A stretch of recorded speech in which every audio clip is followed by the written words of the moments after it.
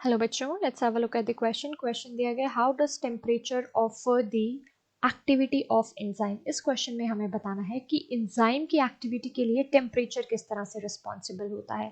सो यहाँ पे अगर हम बात करें की कॉन्सेप्ट की, सो यहाँ पे की कॉन्सेप्ट में हम बात करेंगे हमारे एंजाइम्स की, राइट। एंजाइम्स को हम बायोलॉजिकल कैटालिस्ट भी कहते हैं, बायोलॉजिकल कैटालिस्ट।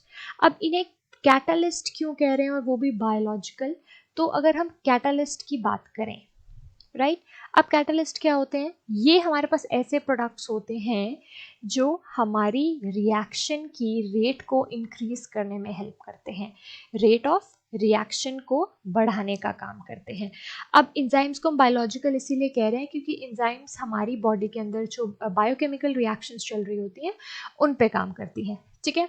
अब हमारा जो एंजाइम है उस पर कई तरह के फैक्टर्स काम करते हैं, ठीक है। वो कई तरह के फैक्टर्स पे डिपेंड करता है, जैसे कि पीएच हो गया हमारे पास, फिर हमारे पास टेम्परेचर हम कह सकते हैं, ठीक है।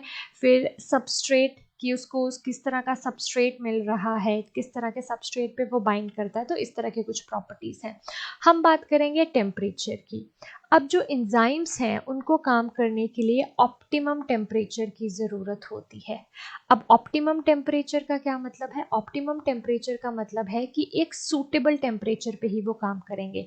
तो ये जनरली हमारे पास 25 degree celsius to 35 degree celsius तक जो है इन जनरल हमारे एंजाइम्स का ऑप्टिमम टेम्परेचर देखने को मिलता है। अगर हम इसी चीज़ को एक ग्राफ की मदद से देखने की कोशिश करें इस तरह से, तो इस तरफ हमारे पास आ जाती है अपनी एंजाइम की एक्टिविटी, ठीक है। अपना वाई एक्सिस पे एक्टिविटी की बात करते हैं और एक्स एक्सिस पे हमारे पास टेम्परेचर आ जाता है। सो कुछ ग्राफ हमारे पास इस तरह से देखने को मिलता है, ठीक है। यानी कि पहले अगर हम यहाँ देखें, ठीक है, ये इनिशियल है, ये फाइनल है, और यहाँ पे हम बात कर रहे हैं ये हमारे पास ऑप्टिमम टेम्परेचर है। सो ऑप्टिमम टेम्परेचर पे ही जो एंजाइम है वो मैक्सिमम एक्टिविटी करता है। इनिशियल टेम्परेचर पे जब उसका टेम्परेचर उसे नहीं मिल रहा है तो ना ही तब एक्टिविटी करेगा, और जब हाईएस्ट टेम्परेचर है तब भी वो एक्टिविटी नहीं करेगा। सो हम इस तरह देख सकते हैं एक ऑप्टिमम टेम्परेचर की ज़रूरत पड़ती है। So I hope you understood the question now. Thank you.